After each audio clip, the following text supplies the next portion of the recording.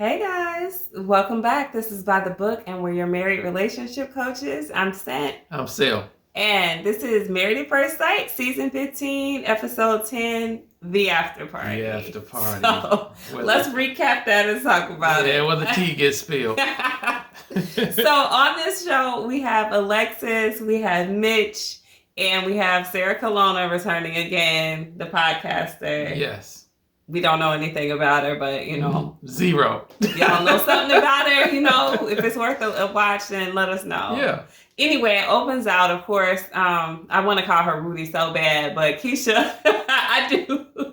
Keisha is asking Sarah, like, how she feels being on the show, watching it along with the cast members. You know, and she's like, well, I'm nervous because, you know, sometimes I'm wondering, did they hear the show? Because we be talking smack about them or whatever. And so, of course, who are you talking about? Who? Yeah. And she's like, Mitch, you know, we've been giving this to him. Yeah. And, but of course, she reels it back in, as Sarah does. And she's like, yeah, but, you know, we think he's made so much progress. We're really positive about him. And I'm like, where? Yeah. Where? He's on stage with them. He can't, she just can't wear him out. She can't roast him sitting right there. I know you Baby, could. let me tell you what. When as soon as I saw those shoes, I was like, what are those? He was pretty What earthy. are those? He was earthy. He had sandals all the way, toes out, the whole bit. Yep. Those was Moses 2000s, baby. Not Moses.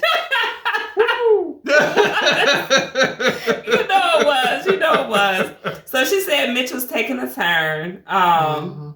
And then they asked Mitch, or I guess they asked Mitch and Alexis, can you guys believe it's been a whole month? Yeah. To which Mitch is like, it feels like every week is a month.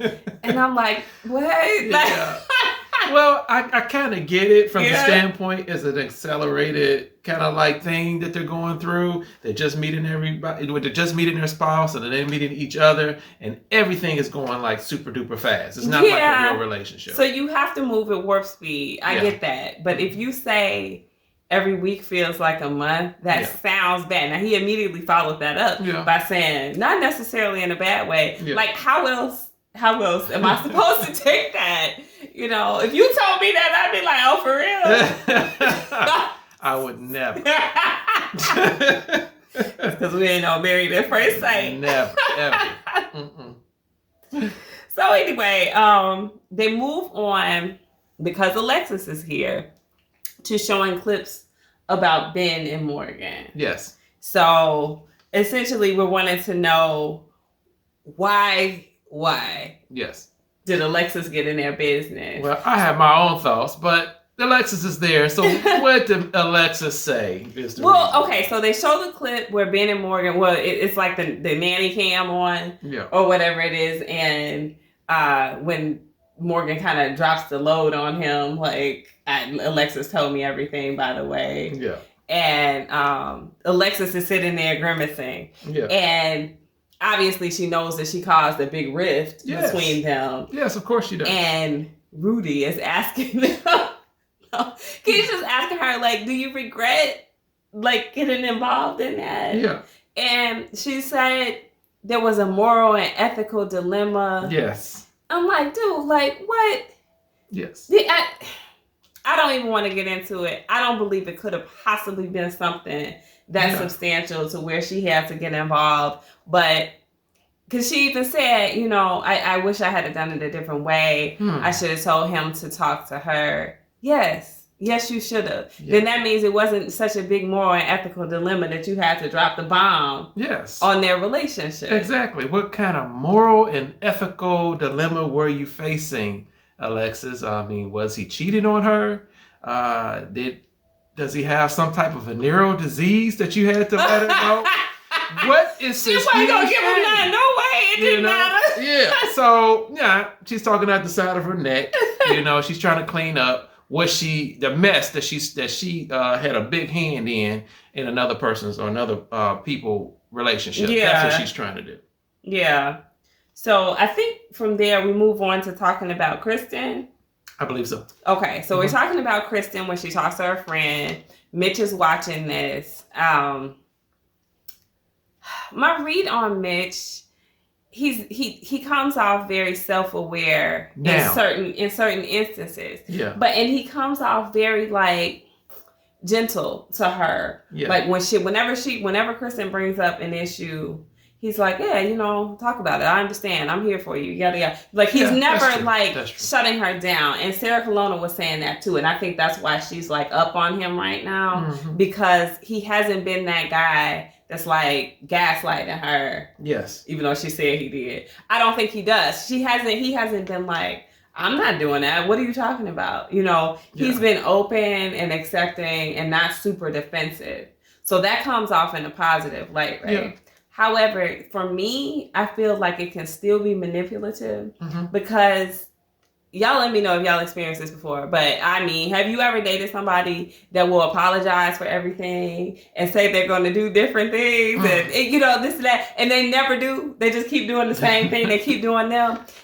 He could just be doing that, right? Because he's not letting up off of that extreme environmentalism. No, he ain't doing that. So what exactly is he adjusting to? Exactly. Well, if he's so self-aware, why does she have to? I'm not saying that Kristen shouldn't speak up for herself, but my thing is, why does she have to in certain instances?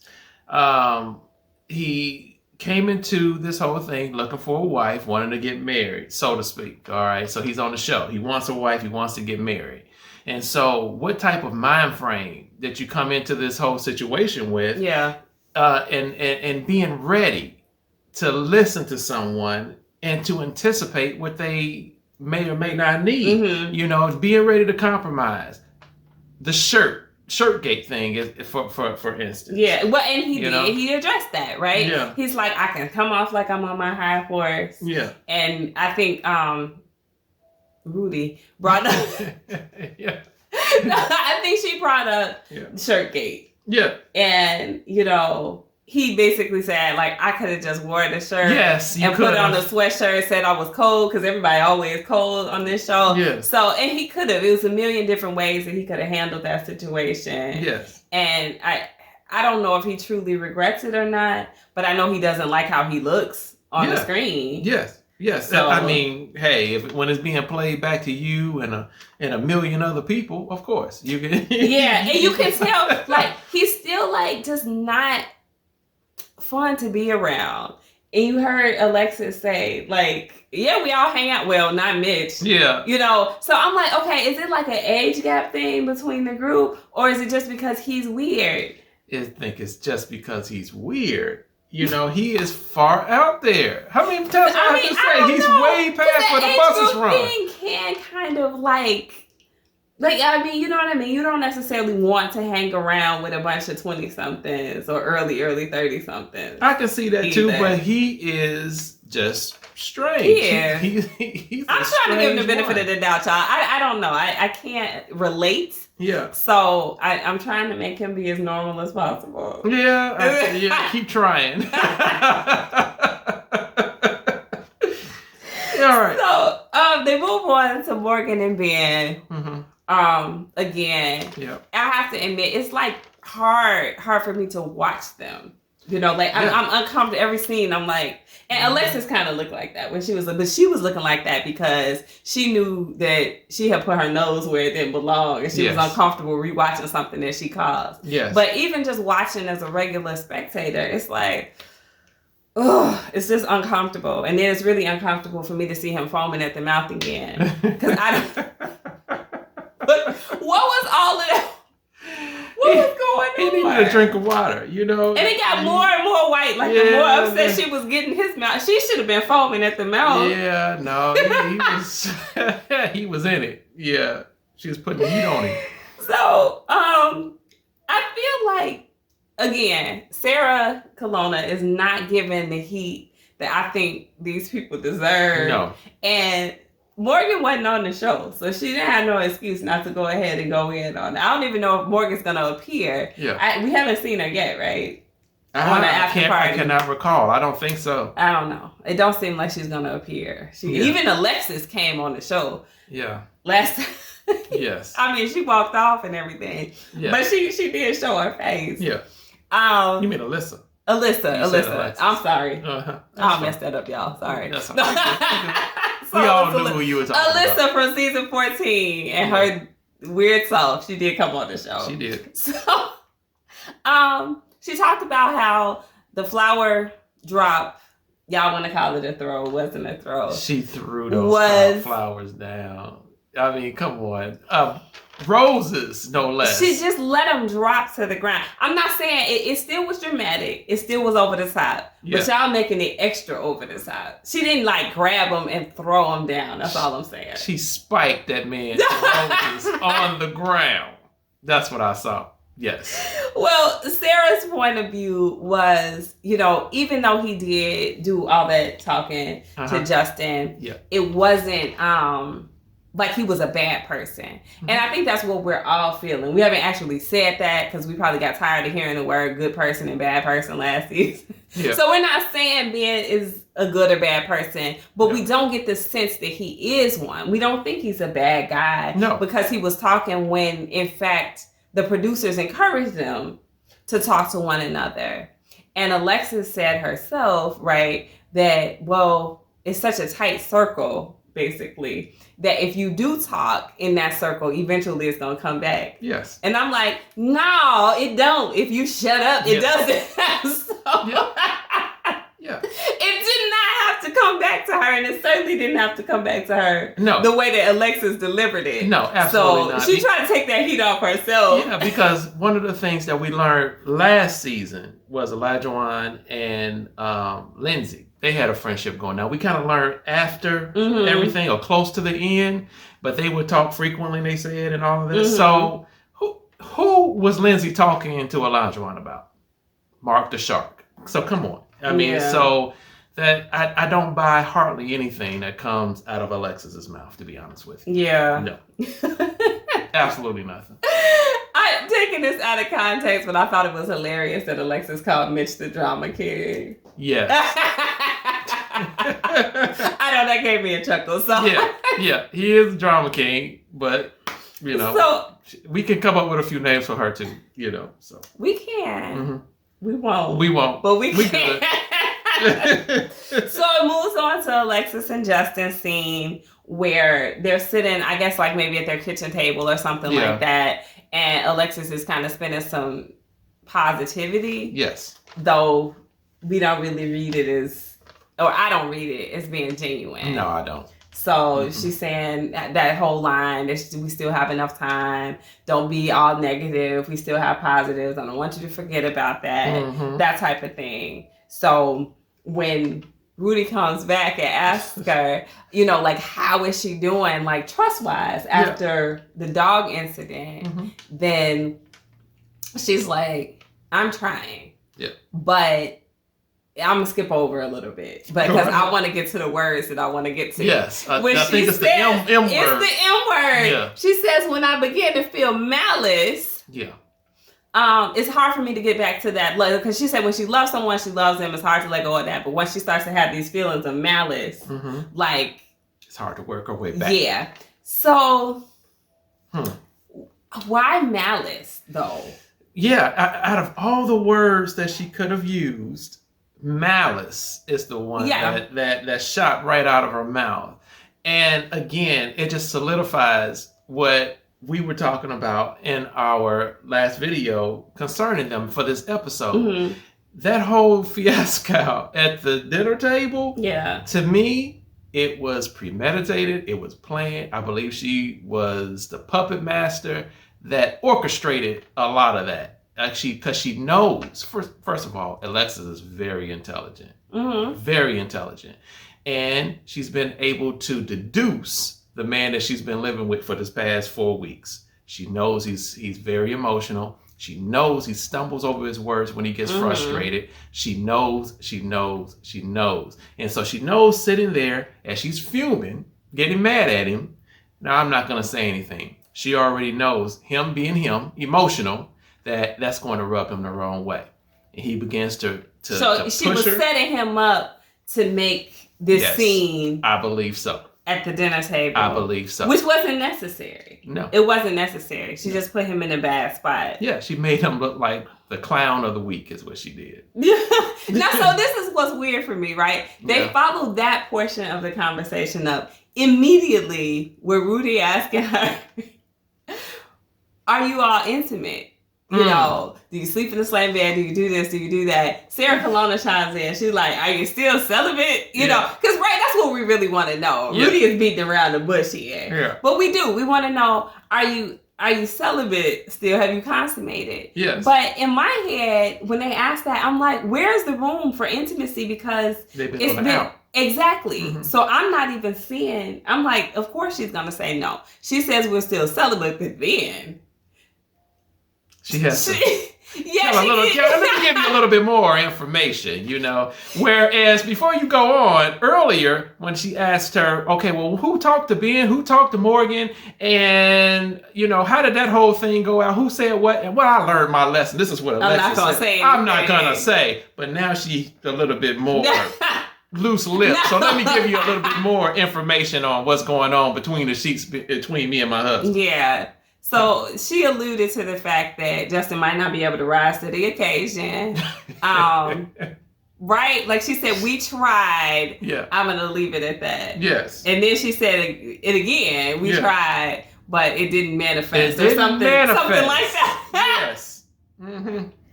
So, I mean, she didn't go so far as to give the specifics. She didn't say that he didn't manifest or something. Uh-huh. But we're left to our own imaginations, which might actually be worse than the truth at this point, because I know I jumped to the conclusion. I'm pretty sure you probably jumped to the same conclusion. What else could that mean? Yeah. Because, right. You know, that the spirit is willing, but the flesh is weak. I mean, what else? What else could that mean? That's it. Fine. Mm-hmm. That's fine, right? Yeah. But Justin did this to himself. Because he did. All leading up to the wedding, a little after the wedding, he's talking about women just want to use me. I'm a piece of meat. Yeah. And they want to see. And we already could read, like, dude, that's not who you are. Like, stop trying to be that guy. You're not that guy. Yeah. Right? But he wanted to be that guy so bad. He was overcompensating for the fact that, you know, he had some male challenges. Yeah, you did. I can definitely see that. He did everything but say, hey, I got a size 14 shoe. You know, he did. I mean, right, and we were kind of speculating. I was saying, you know, he might have a micro or whatever. Yeah. I knew something was wrong. I tell you who also probably knew something was wrong. Who? Nate. Because he always calls Justin out. Yeah. So, yeah, I can see that. I can't say I'm wholly surprised that he has the issue or some kind of issue. Mm-hmm. What if it was a micro and that's what she meant when they couldn't? Anyway. I'm good on that conversation. I'm just saying, maybe I was right all along. But what I do want to add in is they're having a lot of problems. Mm-hmm. And when a couple who are having a lot of problems, when they can't even bond in a sexual manner, there's nothing to really stabilize them. There's nothing to get them to keep coming back to one another. So I can really see, on top of all of the other issues that they're having, why they're not able to kind of like, you know what, let's put this behind us. Let's move on because I care about you and you care about me. I see the good in you. I see the good in you too. I can really see why everything is just I can see why everything is just spiraling out of control. Yeah. I mean, that's the difficult thing when you don't have a foundation. Yes. Right? Yes. So we're seeing that. I think the final thing that they do talk about in sequential order in terms of the show itself was the dinner. Right? Yes. So that's when I think they asked, you know, did you know they weren't coming? And Alexis is like, I'm not going to say anything. Yeah. I think that's when she was saying that. But then they move on to Kristen and Mitch. We want to talk back to Mitch because, you know, he's there. So they show This scene, or no, they didn't show a scene, but they talked, I think, about Kristen saying like she doesn't get to do Kristen, and fair enough, and it's kind of the same thing he was acknowledging earlier. Mm-hmm. And I think one big takeaway from that conversation was Mitch actually saying, the power dynamic shifted. When I said what I said, huge. When I behaved how I behaved on the honeymoon and let her know he wasn't attracted to her. He didn't go into detail about this, but we all saw it when it happened. Yes. The power dynamic shifted. Yes. To the extent that Kristen became like the chaser. Yes. She's the prove myself person. Yes. And it put her in a bad spot. And she's been in that spot ever since. Yes.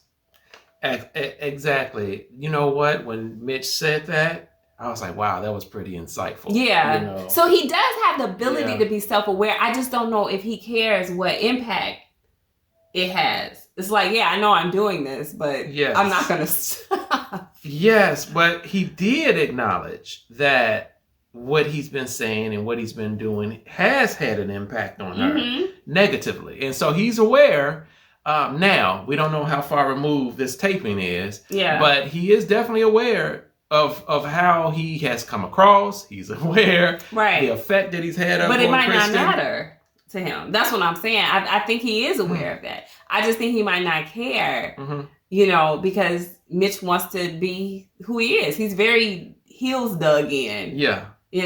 So he's going to do what he wants to do. I guess so. But you know what? One thing that, when he said that for the sake of the show, because he knows that this is an accelerated process, that he's been extra. He's been more Mitch than what he normally is. I'm like, dude, you need to turn that fire down because, man, I mean, who could stand next to this sun? It's too hot. So, I mean, I don't know how to shift that power dynamic back. Yeah. He did say, like, I don't want her to have to be walking around on eggshells. He did. With me. He said it very weird and awkwardly, but we all knew what he meant. And we'll see. I mean, if he came to that realization midway through the process and he means to change, then I maybe he does. But I just don't see him backing down from his core and principal values. Yeah. And it flies in the face of what she wants to do. This is true. But he says, okay, I should have compromised more. Mm-hmm. So all of this, again, is self-reflective of the past. It is. And so he's missing it, I guess, in the present, so to speak. And so to me, it sounds like he's teachable if he's really, really being able to acknowledge where he's going wrong or where he went wrong. He's teachable. Maybe not in that moment, not in the present while it's actually happening. Not too much different how most of us are anyway. But he's able to reflect on it, learn from it, and then hopefully course correct. Maybe for he the future. Can. But if it's a difference between like compromising how you are versus compromising who you are. Yeah. And I don't know if he can distinguish that because he's so like interwoven into being this environmentalist, into being this social justice guy. Yeah. It's who he is.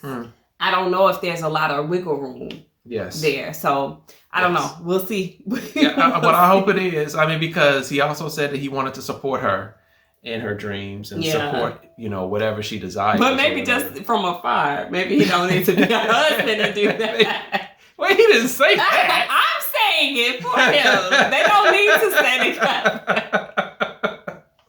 So finally, that brings us to Alexis and Justin. One more again. Let's talk about it. And their dinner table conversation. Yes. And in my opinion, Alexis being very extra. Yeah. And I like the fact that Mitch called her on that.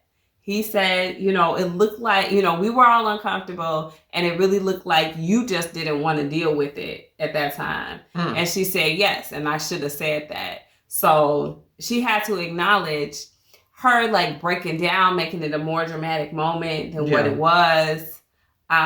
she could have handled that better. She should have handled it better. Mm-hmm. Because just like we said earlier, she really just made Justin look worse and feel worse in that situation. Yes.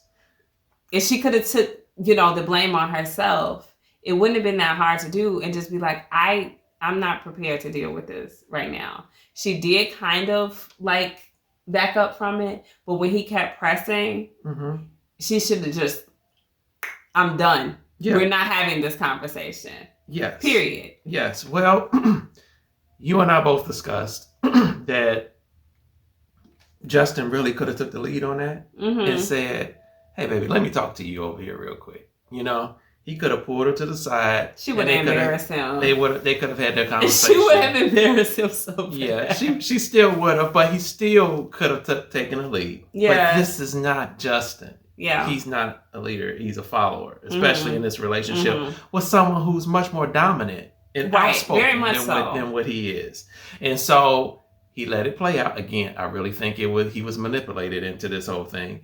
And so, but he lets it play out, and he comes out looking even more weak than what I believe he really is, because he can't, namely, he always comes off looking more weak than he is because he can't get his words together. Yeah. He's I need to step away, get my words together and come back type of guy. But he just keeps running off at the mouth and it gets worse and worse. Yeah. So. But Alexis doubles down.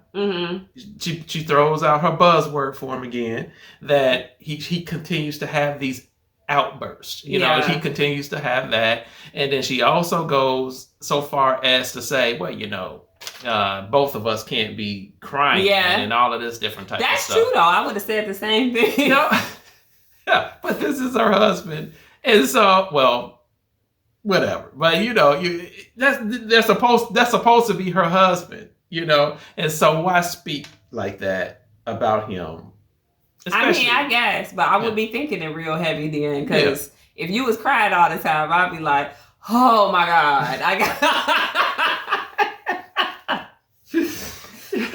ain't gonna work. Yeah, it definitely wouldn't work. So you know what? I get it, but you know what? Before we end this video, I just want to say I really believe that Alexis does not like Justin. No, she does not like him as a person. She does not like him as a person. Not just as her mate, not just as her husband or any of that. As a person, his character, I don't think she likes him. Yeah, period. Which means ultimately she's not going to respect him. No, and that marriage is a loss. Yes. Yeah, I agree with you, and I think she really hasn't liked him since maybe even before her dear Newton got bitten.